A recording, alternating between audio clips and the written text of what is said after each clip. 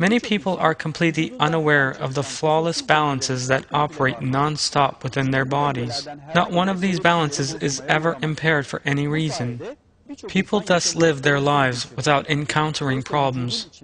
The fact remains, however, that there are countless such balances and systems that must always remain stable for a person to stay alive and be healthy. The heart is one of the most important of these. There are many factors that can have a damaging impact on this equilibrium, but there is order established to keep these systems and balances stable. For instance, the fact that the amount of blood leaving the heart is the same as that returning to it is impeccably crucial and pertinent for a person's survival.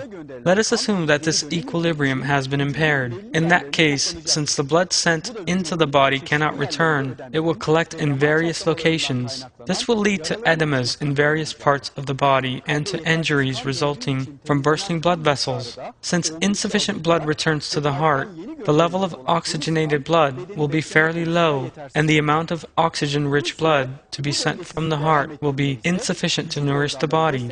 If this process, this imbalance, persists, the organs of the body will begin to die from malnutrition.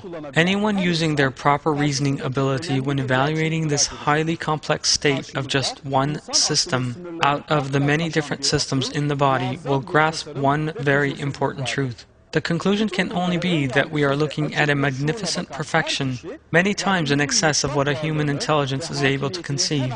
Anyone analyzing all of this with a sincere and open mind will immediately see the absolute existence and sovereignty of our Almighty Lord. This extraordinary mechanism in the heart is, as revealed in verses, the work of Allah, who created you and formed you and proportioned you, and who is the creator, the maker, the giver of form. Allah has created human beings and has made these countless complex mechanisms in the body as proofs of His creation.